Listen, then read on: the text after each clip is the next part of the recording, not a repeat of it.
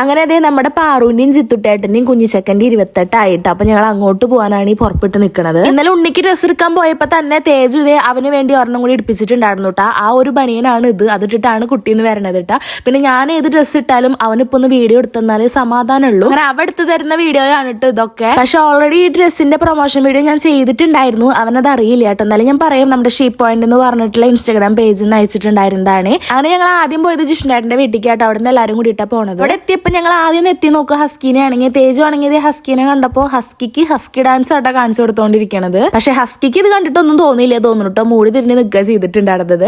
പിന്നെ ഞങ്ങൾ ഇതേ പോവാട്ടോ. അപ്പൊ വല്ലപ്പോഴാണ് പാറുവിന്റെ വീട് കേട്ടോ. അപ്പൊ അവിടേക്കാണ് പോണത്. അങ്ങനെ അവിടെ എത്തി. മൊത്തത്തിൽ അത്യാവശ്യം തിരക്കുണ്ടായിരുന്നു കേട്ടോ. കാരണം രണ്ടു കൂട്ടരുടെ ഫാമിലിയും അങ്ങനെ എല്ലാവരും കൂടിയിട്ടുള്ള ഫംഗ്ഷൻ ആയതുകൊണ്ട് തന്നെ അത്യാവശ്യം തിരക്കുണ്ട്. അങ്ങനെ ചടങ്ങൊക്കെ കഴിഞ്ഞ് ഉണ്ണിയുടെ പേരിട്ടു കേട്ടോ. വിഹാൻ വിഷ്ണു എന്നാണ് ഉണ്ണിക്ക് പേരിട്ടിരിക്കുന്നത്.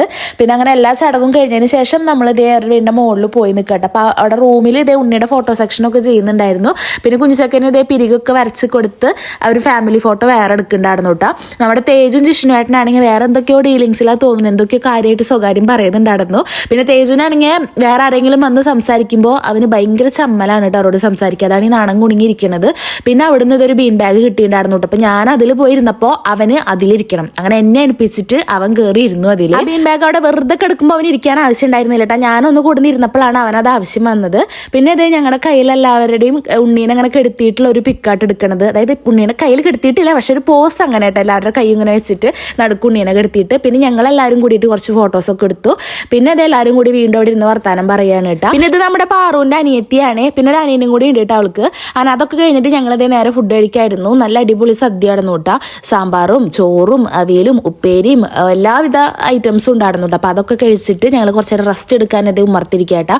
പിന്നെ അതേ ഇവര് എല്ലാവരും മുറുക്കാൻ നോക്കുകയാണെങ്കിൽ പാക്കും വെറ്റിലൊക്കെ ഉണ്ടായിരുന്നു. അതെല്ലാം കൂട്ടിയിട്ട് പിന്നെ മൊത്തത്തിൽ എല്ലാവരും ഇല്ല കേട്ടോ.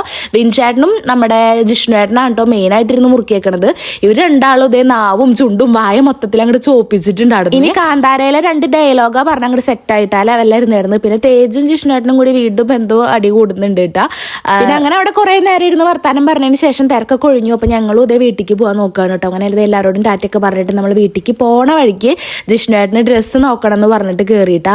അങ്ങനെ ഡ്രസ്സ് നോക്കാൻ ഞാൻ പോയിട്ടുണ്ടായിരുന്നില്ല, എനിക്ക് തീരെ വയ്യായിരുന്നു കേട്ടോ. അങ്ങനെ ഡ്രസ്സ് നോക്കാൻ പോയിട്ട് വിൻഷേട്ടൻ തൊപ്പിയൊക്കെ എടുത്തിട്ട് വന്നിട്ടുണ്ടായിരുന്നു.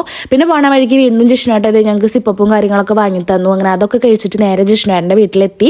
ഇനി നമുക്ക് നമ്മുടെ വണ്ടി എടുത്തിട്ട് വീട്ടിൽ പോകണം കേട്ടോ. അപ്പൊ അതിനേക്കാൾ മുന്നേ രേഖ ചേച്ചിയുടെ വീടിന്റെ ഹൗസ് വാമിങ് കഴിഞ്ഞിട്ടുണ്ടായിരുന്നു. നമുക്ക് പരിപാടിക്ക് പോകാൻ പറ്റിയിട്ടുണ്ടായിരുന്നില്ല. അപ്പൊ അവർക്കും ഇതേ ഗിഫ്റ്റ് ഒക്കെ വാങ്ങിയിട്ടുണ്ടായിരുന്നു. അങ്ങനെ അവിടെ പോയി ഗിഫ്റ്റ് ഒക്കെ കൊടുത്തതിന് ശേഷം കേട്ടോ നമ്മൾ വീട്ടിലേക്ക് പോയത്. പിന്നെ അടുത്ത വീഡിയോയിൽ കാണാം കേട്ടോ. ബൈ.